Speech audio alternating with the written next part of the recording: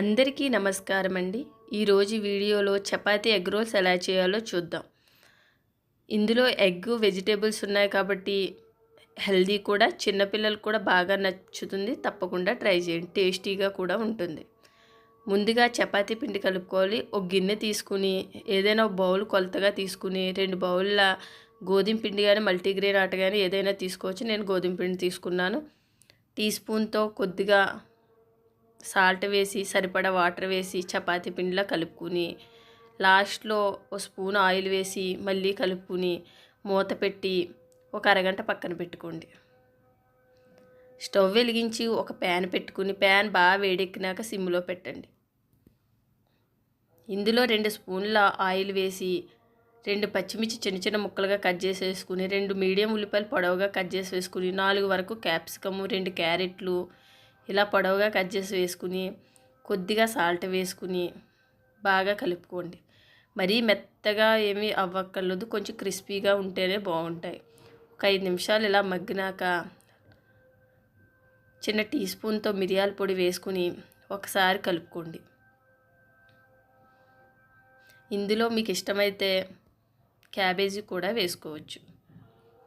ఇవన్నీ ఇలా ఫ్రై అయినాక పక్కన పెట్టుకోండి. ఒక గిన్నె తీసుకుని అందులో ఒక ఎగ్ పగలగొట్టి వేసుకోండి. కొద్దిగా సాల్టు, కొద్దిగా పసుపు, కొద్దిగా కారం వేసుకుని ఒక స్పూన్తో బాగా కలుపుకుని పక్కన పెట్టుకోండి. ఒక చపాతీకి ఒక ఎగ్ వేసుకుంటే టేస్ట్ బాగుంటుంది. చపాతీ పీట తీసుకుని ముందుగా కలుపుకుని చపాతీ పిండిని చిన్న బౌల్లా చేసుకుని చపాతీ పిండి వత్తుతూ చపాతీలా చేసుకోండి. ఈ విధంగా రెడీ అవుతుంది. దీన్ని వేడెక్కిన పెనం మీద వేసుకుని ఒక సైడ్ కాలినాక రెండో సైడ్ కూడా కాలనివ్వండి. అప్పుడు ఒక స్పూన్ ఆయిల్ వేసుకుని చపాతీ బాగా కాలే వరకు కాల్చుకోండి.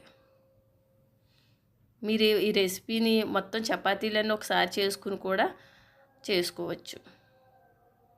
ఇలా చపాతీ కలిపినాక ముందుగా రెడీ చేసుకున్న ఎగ్ని దీని మీద వేసుకుని అవసరమైతే కొద్దిగా ఆయిల్ వేయండి.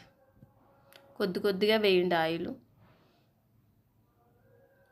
రెండో సైడ్కి తిప్పుకోండి.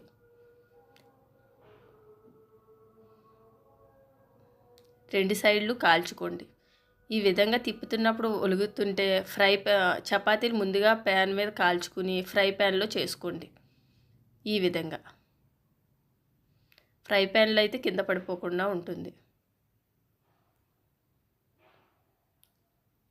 ఒక ఎగ్ పగలగొట్టుకుని అందులో ఉప్పు కారం పసుపు వేసుకుని బాగా కలుపుకొని చపాతీ మీద వేసుకుని 2 సైడ్లు కొద్దిగా ఆయిల్ వేసి కాల్చుకోవాలి. ఈ విధంగా కాల్చుకున్నాక ఒక ప్లేట్లోకి తీసుకుని 2 స్పూన్ల టమాటా కెచప్ వేసుకోండి, టేస్ట్ బాగుంటుంది. టమాటా సాసు స్ప్రెడ్ చేసినాక ముందుగా రెడీ చేసుకున్న వెజిటేబుల్స్ని మధ్యలో